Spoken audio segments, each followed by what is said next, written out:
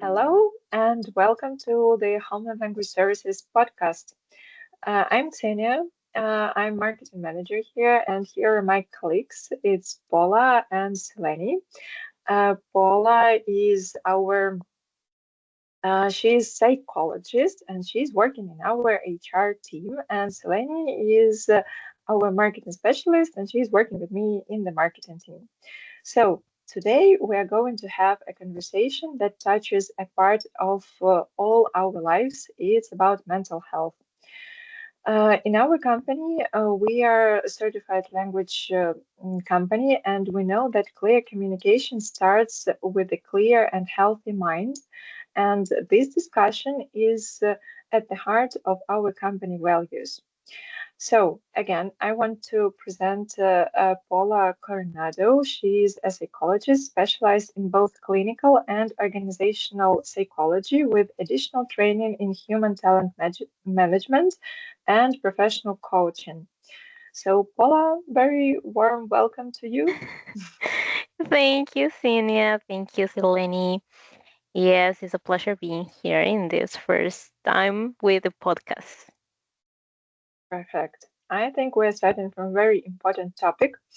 And we created several questions to Paula, and we want to make this discussion deep and interesting. And actually, if you will have any questions, you can put them in the comments, and together with Paula, we will answer them in next podcast or on our social media.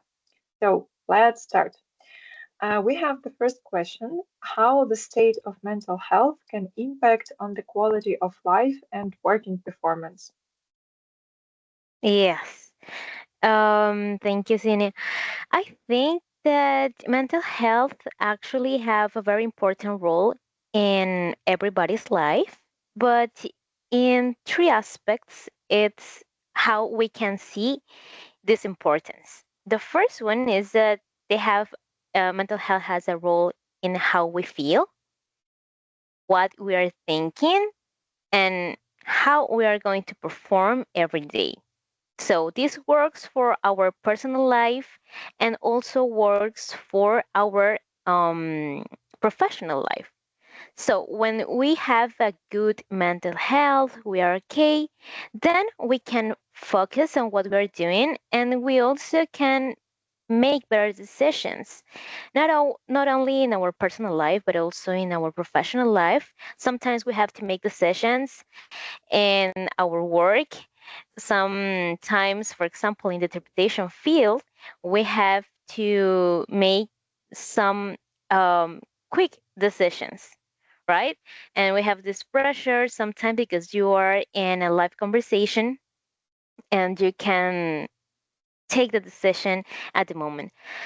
When we are not having a good mental health, then will be a little bit difficult to take those decisions because you're going to feel insecure. Maybe you don't feel capable of doing certain things and you won't take risks. So it impacts on that, and it also impacts on how we connect with other people, and not only in our personal life with our family and with our friends, but also with our partners at work, with our clients also at the work. So this good state of our mental health would impact in how we are working, how we are performing in any position, not only as an interpreter, in every position. You have to take choices, you have to connect with other people and to be capable of maintain those kind of relationships, professional relationships. When we are experiencing bad mental health, probably we will feel stressed, we will feel anxious, and even if we don't notice we feel like this, our body starts to express this kind of things in physical symptoms. Oh, I So think wait. I think it's our next question. Stop. Oh. I will stop you sometimes. Uh, Thank you. It's very like important to connect mental health with the making decisions. I even didn't think about this, but it's really like the direct connection. So, talking about symptoms, can you tell us what are the signs of, I named it, not okay state, which person can recognize by herself or by himself? Like what, for example, if I like something changes for me, what signs I should be attentive about, and yeah, like the first symptoms. Hmm. Um, to be honest, it's very difficult to realize about this in ourselves sometimes because in our brain, everything we are doing has a logical explanation. There's a reason for that in our brain. No, if I don't want to go out with my friends or with my family, it's because I'm tired. It's because I just not feel in the mood to go out. It's okay if I don't want to be with people. Yeah, sometimes with exceptions, it's okay.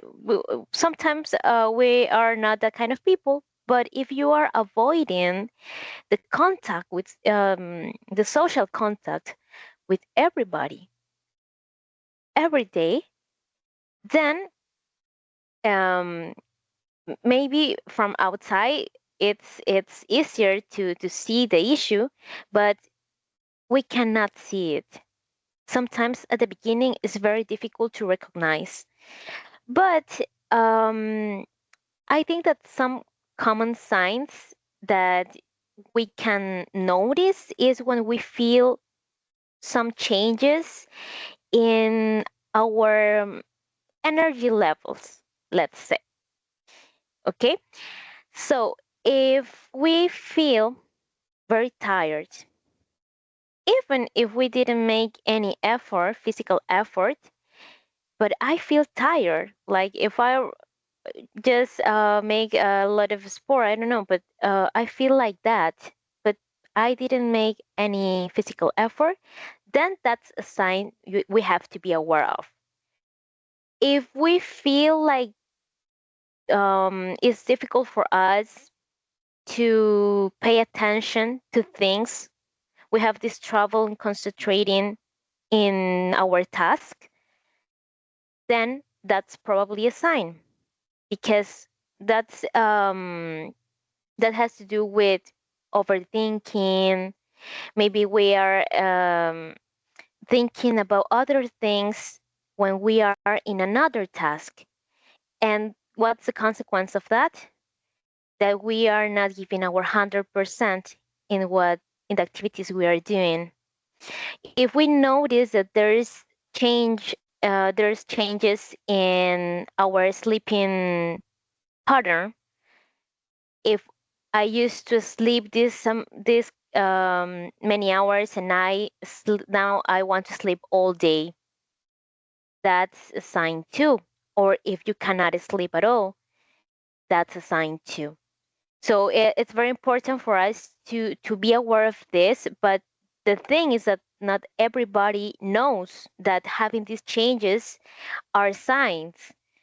And well, that's another topic that I'm not sure how it's in other countries, but um, for example, in Latin America, is very difficult or it's not that usual to see people or the society promote the mental health topics. But we want to improve about that. Yeah, that's true. That's true. Paula mentioned about Latin America, and I'm in Ukraine, and our company is, and Selene is also from Latin America, and our company is American based.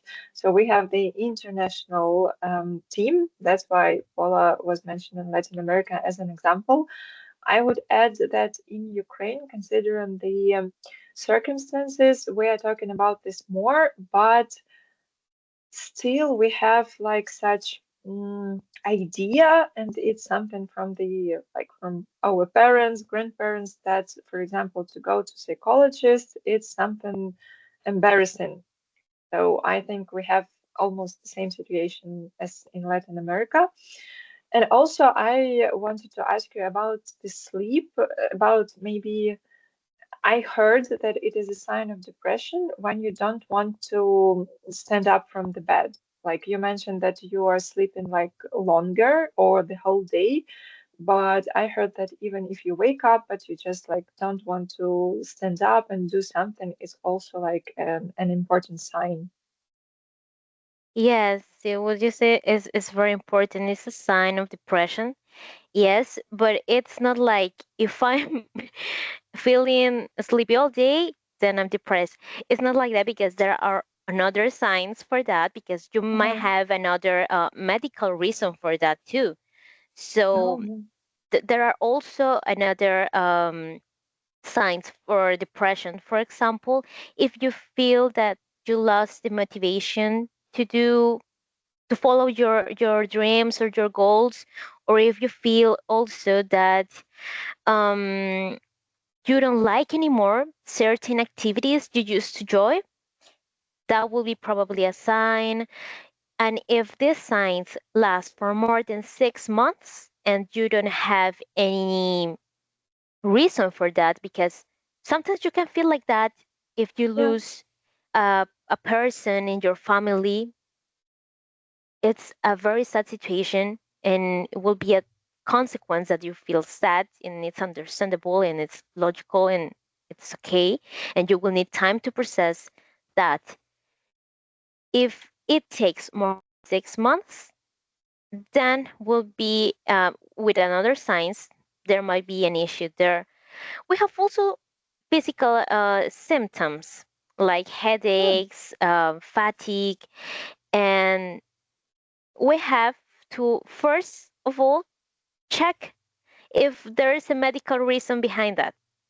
If there's not a medical reason, then probably will be um, a consequence of the stress you might be experiencing in your life by many reasons. So it's important to recognize those signs in the very early steps, so we can take action before hmm, things get worse.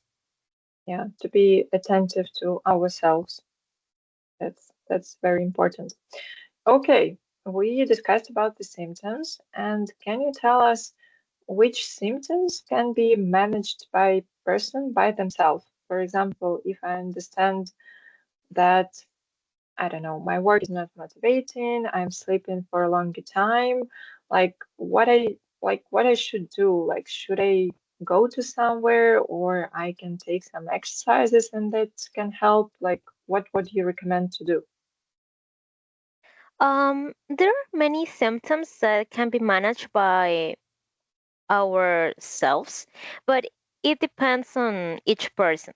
Some people have the tools to manage certain situations, and some other situations no, and it's okay. It depends on our personality, our mental resilience, and any other aspects. But in general, with self care, we can improve. For example, if we have regular exercise, it's good for our mental health. If we practice breathing exercise or even mindfulness, which is a mix of science and spiral. I think it was in. I'm not sure if there's a religion with this, and but Rachel? I'm not sure if there's, but they there's I don't remember the country right now, but it's Uh-huh. in the I'm not sure. It's in Asia, but I don't remember the India? country. Tibet? I think Tibet? it's India. Yes, Uh, and they practice well, they have a the lot of practices. Yes, one of them is the capacity of paying attention to the details and to your own body. And Mm, they do this. There's more things behind it, but they try to be very attentive to the signs their body gives, and they also try to control their own body and try to control their mind. And even if there's noise and distractions outside, they develop the capacity to stay focused even in those situations. And in America, they have, after many research and investigations, they found out that they can mix that with the modern psychology, and they develop mindfulness, which is a mhm, practice which makes mix these both cultures, this culture and the science, and they have had good results in anxiety, depression, and stress.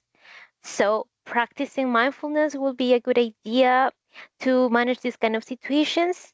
Also, to have a good sleep pattern, like always a routine. Sometimes it's difficult.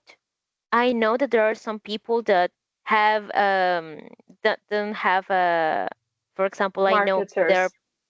Marketers, they don't have good sleep in the routine, especially when you're working on some conferences or events. Like, yeah, that's true. Yes, I I know. But we should try to have like the same time um to sleep every day, the same time. If we develop this routine, then our body will prepare itself to the sleeping time, and we will have a better rest, and also getting up at the same time. Even if you don't have things to do very early, mm, also to develop this routine will be great for your mental health too. Um, Taking care of our body with food also, because our brain is part of our body too, and it needs to be healthy. And sometimes we forget about that.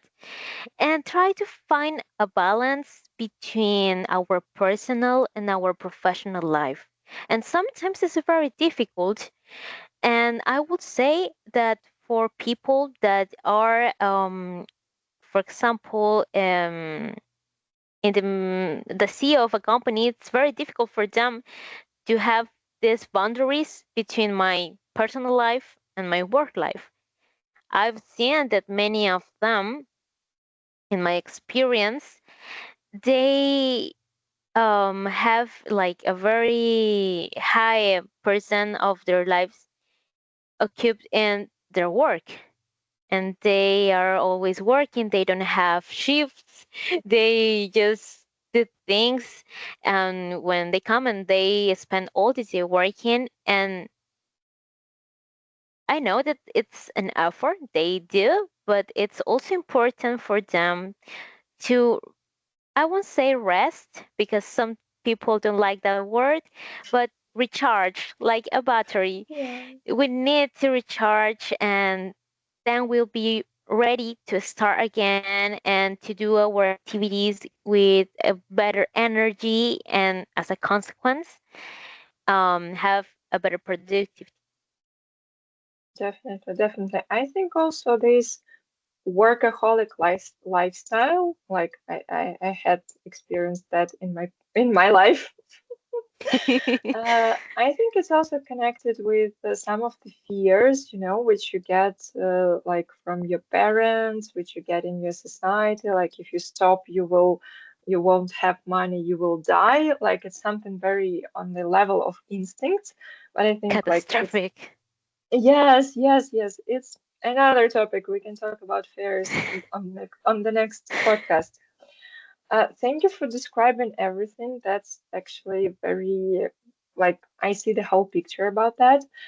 Um, I have this question, and I think it's important for everybody because we are living in society. We have our nearest and dearest. We have our family, and sometimes people, like, even if you are not, if you don't have mental health problems, if you're just sick, people don't know how to support you. Like sometimes it's either like over support or it's ignoring this fact.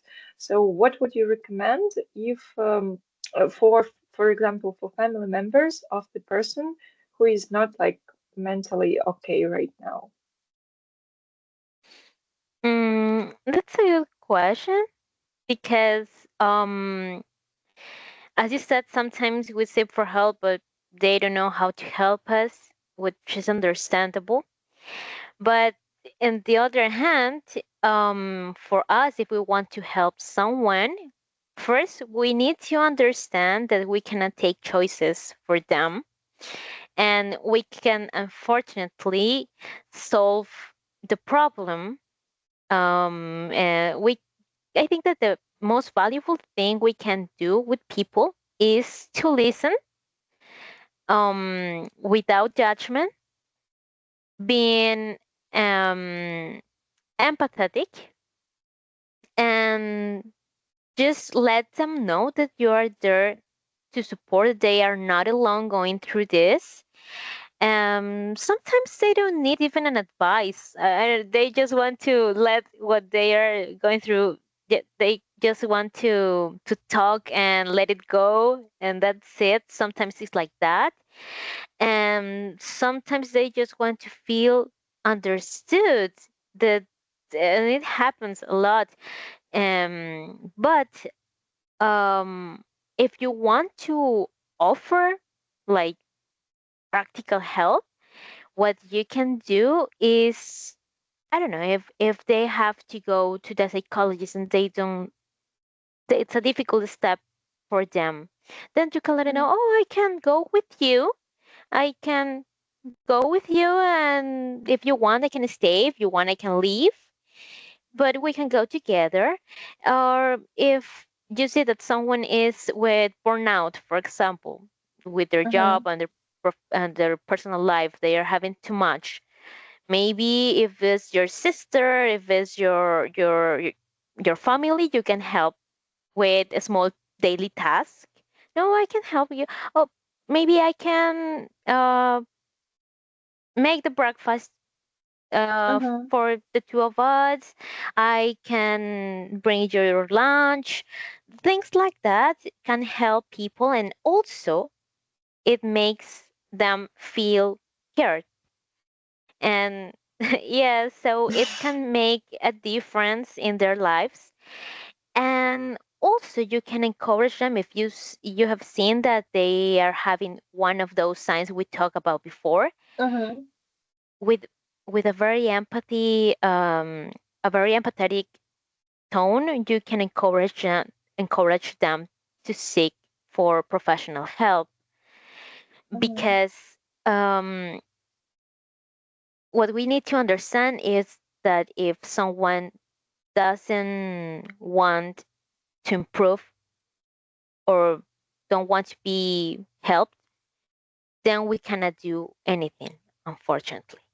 One of the of one of the most important things that the university teaches is that once we have one person in front of us, the first thing we have to know or to ask, or in certain way to ask, is if they want to improve, if they are there because they want to, and they want to change whatever the issue is, or not, because sometimes they don't. For example, with teenagers, they usually are there because of their parents or because of the school, and Yes. they don't want to, and they have, for example, issues with the behavior, and but for them there's no problem. No, I'm acting like this because of this. I don't want to talk with you. I'm just here because my parents told me that I need to be here because the school is mad. It's I don't needed. know. Yes. Yeah. So, but I don't want to be here. And they can lie. Yes, I'm okay. Yes, I will do that. I will do that. I will do that. I'm better now. Yes, you're right. But they actually don't don't mean it. They don't feel like that. And we are just wasting time. Yeah. So one of the first things we have to understand is that they don't want to change, if they don't want to be helped, then unfortunately we cannot do anything, and it's okay. We can try with the small things, but we cannot take the decisions for them. Yeah, I agree. I think this support without asking and help, it's sometimes becomes a violence. And actually, we like in our country, we have sometimes such of the behavior of elderly people. Like they don't ask you, they just like do something for you, and you like, why you did that? Why you told that? I didn't ask for that. I just want to be like alone or something like that. Actually, that's I think it's so wide topic about the support of people who are like struggling or being sick or people with disabilities that we can get a lot of stories where this support became violence or it wasn't just inappropriate. But considering that we are all colleagues, and for me, it's interesting to know how we can support each other when we see some of these signs because oh, like we're not we don't have guarantees that nobody will burn out because we have different like scope of work. Sometimes there are some claims from the clients that we need to manage urgently, and for example, it's very like harsh work for some time and then you just like you can't relax and you are like proceeding in the same speed doing everything. So is there any like special corporate rules to help each other or it's just like the decision like for example my personal decision to tell Selene like if you need my help or what is going on, so what would you recommend? It depends. It depends. But um, Okay, in for this case, example, we are it's in a it, yeah, so sorry to interrupt you. I know that it depends on the culture, but for example, if you were the owner of the company, what you would like to see in your company about this topic? yes, I was if it depends on me, it's different if we are talking about a virtual job, let's say like that, like we all do. And when we have to go to certain place and have this life work, I don't know how to say Office that, but life. Office no, life. this office life, yes, it's different. But let's focus in our or our environment is virtual. Sometimes could be a little bit difficult to notice if someone is going through something bad. For example, um, I think that, for example, I have a meeting with the marketing department every Thursday, and we talk like for an hour, and that's it. And we don't see each other, but for the rest of the week. And that could be a challenge in this virtual space, to notice if someone is needing help. If I don't know, if I don't notice about that, I cannot do anything. So Mm, the first thing I would say to create those spaces for people to talk about that, just like we did with our previous seminar, where everybody at the end was able to share comments, experiences, talk about their feelings, and not only give the space, but a safe space for this. So if we have this I don't know, twice a month will be easier to notice how people is going through their own things.